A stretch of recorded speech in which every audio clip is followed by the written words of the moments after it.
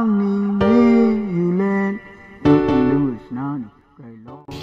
ားလုံးပဲမင်္ဂလာပါတခုကျွန်တော်ရွေးချယ်ထားတဲ့ Art History Brush Tool ဒီအကြောင်းကိုပြောပြမှာဖြစ်ပါတယ်ကျွန်တော်ဒီ image တက်ထဲကိုလာမယ် image တက်ထဲကိုလာပြီးဒီ adjustment ထဲကနေပြီးတော့ကျွန်တော်ဒီ mesh color ကိုကျွန်တော်တော့ရွေးလိုက်မှာပေါ့နော်မိတ်ဆွေတော့ကြိုက်တဲ့ color တစ်ခုရွေးချယ်ပြီးတော့စမ်းတက်ကြည့်ပါပေါ့နော်အဲ့တော့ကျွန်တော်ဟုတ်ပြီဒီသွားလိုက်ဒီမှာဓာတ်ပုံကဒီမှာအစ media အဲ့လိုလေးအစအနေထားဒီမှာဒီလိုမျိုးလေးပေါ့နော်မလုပ်လိုက်တော့တင်းလာတယ်လို့ဖြစ်သွားတယ်နော်ဟုတ်ပြီအိုင်နာထားမယ်ပြီးတော့ဒါလေးကိုဆောက်ရက် color ကဒီလိုပုံစံအဲ့တော့မူရင်းက background လေးကဒီလိုလေးပေါ့နော်အဖြူရောင်ကနေဒီလိုပုံစံထုတ်လိုက်တော့ပေါ့နော်ဟုတ်ပြီ okay ပေးလိုက်ပြီအဲ့တော့ဒီဟာမှာကြည့်မယ်ဆိုရင်တော့ခတ်ထားတယ်ဒီ history မှာတော့ကျွန်တော်တို့မူရင်းဓာတ်ပုံလေးကတော့ဒါဖြစ်ပါတယ်ကျွန်တော်တို့ပြန်ပြီး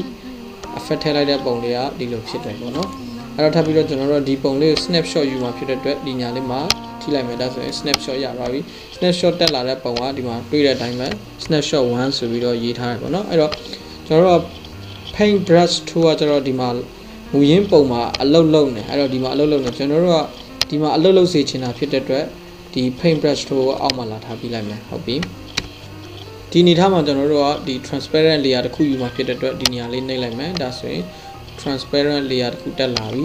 ဟုတ်ပြီ background color ထဲမှာဖြစ်လို့ control ရဲ့ delete ရဲ့နှိပ်လိုက်မယ်ဒါဆိုရင်ဒီအနေထားရောက်သွားပြီဟုတ်ပြီကျွန်တော်တို့2ပေါက်ချမ်းမှာဆိုရင် art history brush တို့ရွေးချယ်ထားပြီးဖြစ်တဲ့အတွက်ကျွန်တော်တို့ကမလိုတော့ဘူးဒီအပေါ်2 option ဘာတဲ့က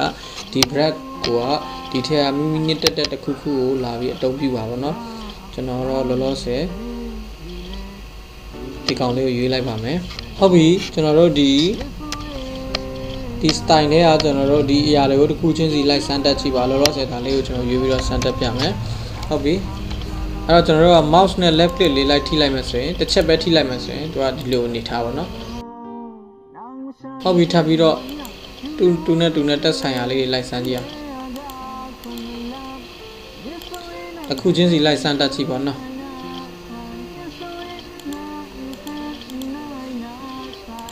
တစ်ခုချင်းစီလိုက်စမ်းတက်ကြည့်ပါ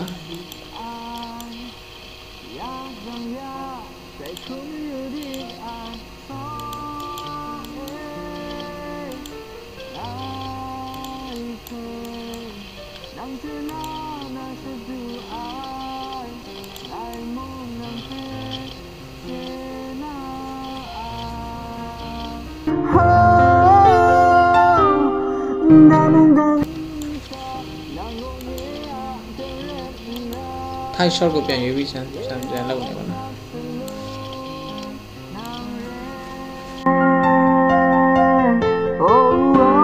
မူရင်းပုံကဒါလေးပေါ့